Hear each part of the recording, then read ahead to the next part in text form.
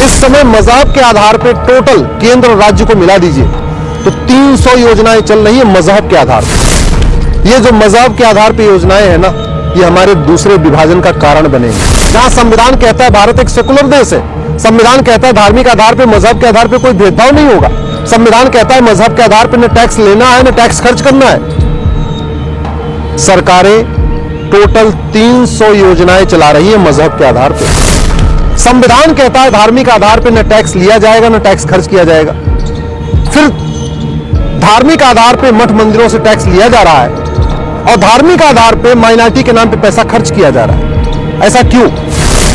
मैंने supreme court में यही दलील दिया है कि जब माइनॉरिटी कहीं डिफाइन ही नहीं है, माइनॉरिटी की कोई डिफिनीशन नहीं है, माइनॉरिटी को आइडेंटिफाई करने की कोई गाइडलाइन नहीं बनाई गई, फिर माइनॉरिटी के नाम पे हजारों करोड़ रुपए कैसे खर्च किया जा सकता है?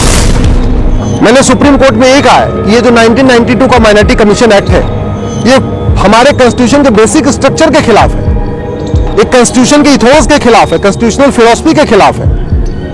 जब भारत एक सेकुलर देश है, फिर यहां माइनॉरिटी मेजॉरिटी क्यों?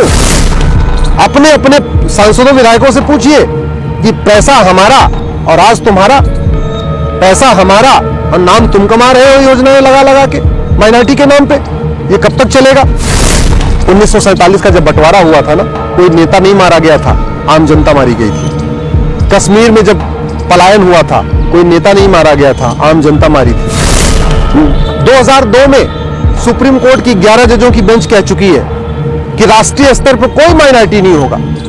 अगर माइनॉरिटी को आइडेंटिफाई करना है तो स्टेट लेवल पर आइडेंटिफाई करना पड़ेगा। अपने अगर बच्चों की भविष्य की चिंता है, 25 साल बाद आपको लगता है कि नहीं हमारा जैसे आज हम हैं ऐसे 25 साल के बाद भी रहें, तो प्लीज मजहब से ऊपर उठिए, जाति से ऊपर उठिए, भाषा से ऊपर उठिए और अपने अपने सांसदों विधायकों से कहिए जब भारत सेकुलर देश है तो ये माइनॉरिटी मेजॉरिटी क्यों?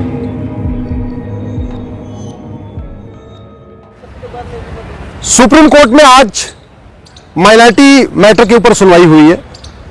मैंने माइनॉरिटी कमीशन को चैलेंज किया हुआ है, माइनॉरिटी अफेयर मिनिस्ट्री की वैलिडिटी को चैलेंज किया है, 1992 में जो माइनॉरिटी कमीशन एक्ट बनाया गया था उसकी वैलिडिटी को भी चैलेंज किया है, 2004 में जो माइनॉरिटी एजुकेशन इंस्टीट्यूशन एक्ट बनाया गया था उसकी वैलिडिटी को चैलेंज किया है, 2006 में जो पहली बार भारत में माइनॉरिटी अफेयर मिनिस्ट्री बनी है उसको भी हमने बंद करने की मांग किया है।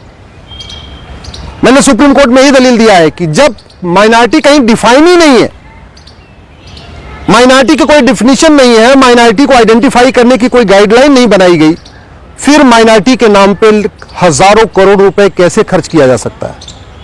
संविधान कहता है धार्मिक आधार पे न टैक्स लिया जाएगा न टैक्स खर्च किया जाएगा।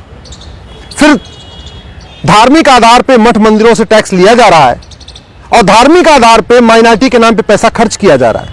ऐसा क्यों?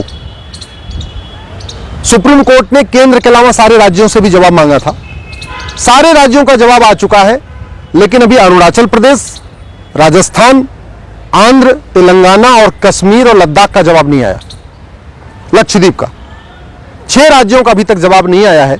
6 राज्यों ने अपना स्टैंड क्लियर नहीं किया कि वो माइनॉरिटी कमीशन के खिलाफ है या माइनॉरिटी कमीशन के समर्थक है, वो माइनॉरिटी अफेयर मिनिस्ट्री के खिलाफ है या माइनॉरिटी अफेयर मिनिस्ट्री के समर्थक है।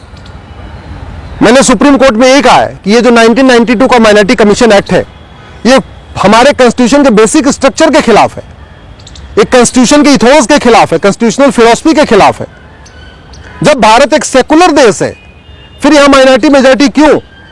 जब भारत में सबको समान धार्मिक अधिकार है, समान आर्थिक अधिकार है, समान रोजगार का अधिकार है, सबको पढ़ने का समान अधिकार है, नौकरी ढूंढने का इक्वल राइट है, अपना धंधा व्यापार करने का इक्वल राइट है, समान धार्मिक आधार है, समान कल्चर का राइट है, तो जब सबको इक्वल कल्चरल राइट है, इक्वल एजुकेशनल राइट है, कोर्ट जाने का सबको अधिकार है, जब सारे अधिकार सबको बराबर हैं, फिर ये माइनॉरिटी मेजॉरिटी क्यों? ये पूरी तरीके से कॉन्स्टिट्यूशन के खिलाफ है, इसलिए इस पे फाइनल हियरिंग किया जाए। माननीय सुप्रीम कोर्ट ने ये कहा है कि अभी ये जो 6 राज्यों का जवाब नहीं आया है, आंध्रा, तेलंगाना, इसके अलावा आपका राजस्थान, अरुणाचल प्रदेश, कश्मीर और लक्षद्वीप, इन 6 राज्यों का जवाब आने दीजिए, हम इस पर सुनवाई करेंगे जुलाई में इस पर फाइनल हियरिंग करेंगे जुलाई में। 2002 में सुप्रीम कोर्ट की 11 जजों की बेंच कह चुकी है कि राष्ट्रीय स्तर पर कोई माइनॉरिटी नहीं होगा। अगर माइनॉरिटी को आइडेंटिफाई करना है तो स्टेट लेवल पर आइडेंटिफाई करना पड़ेगा। 2005 में सुप्रीम कोर्ट की 3 जजों की बेंच, उसको बाल पाटिल केस कहते हैं, बाल पाटिल केस में सुप्रीम कोर्ट कह चुका है कि जितना जल्दी हो सके इस माइनॉरिटी मेजॉरिटी के कॉन्सेप्ट को खत्म करिए। धार्मिक आधार पर जो योजनाएं हैं इनको बंद करिए। धार्मिक आधार पर जो नीतियां बन रही हैं इसको बंद करिए।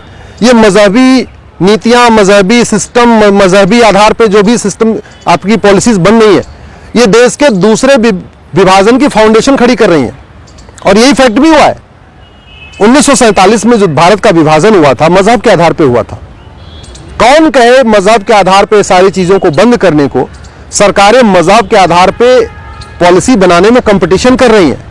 एक राज्य सरकार मजहबी आधार पर 10 योजना बनाती है तो दूसरी राज्य सरकार मजहबी योजना आधार पर 15 योजनाएं बनाती है। इस समय मजहब के आधार पर टोटल केंद्र और राज्य को मिला दीजिए तो 300 योजनाएं चल रही है मजहब के आधार पर। आप जरा सोचिए, जहां संविधान कहता है भारत एक सेकुलर देश है, संविधान कहता है धार्मिक आधार पर, मजहब के आधार पर कोई भेदभाव नहीं होगा, संविधान कहता है मजहब के आधार पर न टैक्स लेना है न टैक्स खर्च करना है, सरकारें टोटल 300 योजनाएं चला रही है मजहब के आधार पे। अगर आप केंद्र की योजनाओं को और देश की सारी योजनाओं को, राज्यों की योजनाओं को जोड़ लीजिए जो अल्पसंख्यक के नाम पे चल रही हैं, चाहे वो अल्पसंख्यक आयोग के द्वारा चलाई जा रही हैं या अल्पसंख्यक कल्याण मंत्रालय के द्वारा चलाई जा रही हैं, तो टोटल ऐसी 300 योजनाएं हैं। और पैसा किसका है? किसी पॉलिटिकल पार्टी का पैसा है क्या? नहीं। किसी नेता का पैसा है क्या? नहीं। पैसा है टैक्स पेयर का, आप ही का पैसा है। आपको सेकुलरिज्म सिखाया जा रहा है और आप ही के पैसे से मजहबी योजनाएं बन रही हैं। मैं आप लोगों से निवेदन करता हूं, कुछ समय के लिए पॉलिटिकल पार्टियों से ऊपर उठिए। जब चुनाव आए तब आप सपाई, कांग्रेसी, भाजपाई या जो भी बनना है बनिए। चुनाव के वक्त ये तय करिए किसको वोट देना है, किसको नहीं देना।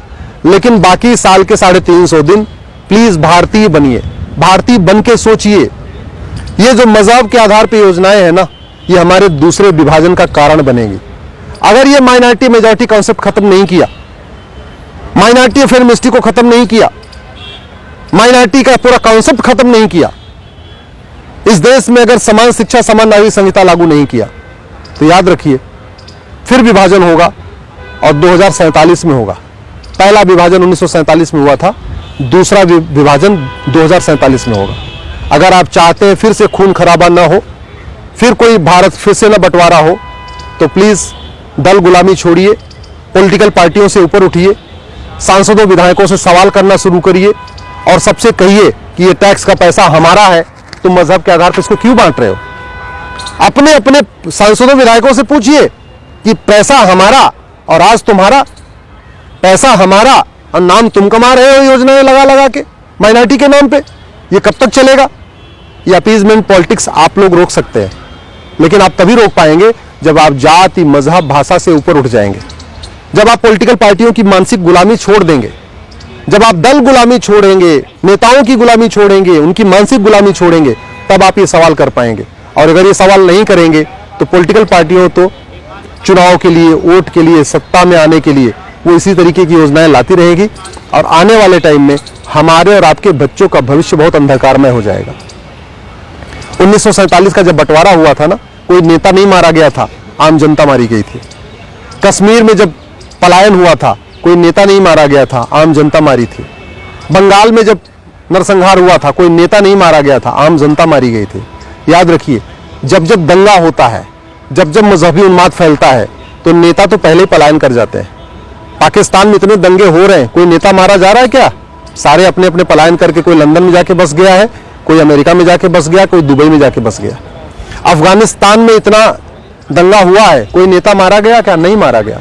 ईरान, इराक में रोज बम फूट रहे हैं, कोई नेता मारा जा रहा है कि नहीं? आम जनता पिटती है, पिसेगी आम जनता। इस मजहबी उन्माद की आग में पिसेंगे हम और आप। अपने अगर बच्चों की भविष्य की चिंता है, 25 साल बाद आपको लगता है कि नहीं हमारा जैसे आज हम हैं ऐसे 25 साल के बाद भी रहें, तो प्लीज मजहब से ऊपर उठिए, जाति से ऊपर उठिए, भाषा से ऊपर उठिए और अपने अपने सांसदों विधायकों से कहिए जब भारत सेकुलर देश है तो ये माइनॉरिटी मेजॉरिटी क्यों? गरीबी का एक पैमाना बना है, गरीबी के आधार पे आप सबको फायदा दीजिए। जो योजना बनानी है वो जाति के आधार पे या भाषा के आधार पे या मजहब के आधार पे क्यों, गरीबी को डिफाइन कर दीजिए। गरीबी पहले से डिफाइन है, तो जो भारत में गरीब है वो चाहे वो किसी भी मजहब का हो, किसी धर्म का हो, किसी जाति का हो, सबको लाभ दीजिए, लेकिन मजहब के आधार पे नहीं। अगर आप मेरी बात से सहमत हो, इस वीडियो को अधिक से अधिक शेयर करिएगा, क्योंकि अंत में पिसती है जनता, पिटेगी जनता, घर जलेगा आम जनता का, दंगे में मारी जाएगी आम जनता। हाँ, ये सवाल हमारे और आपके बच्चों का है।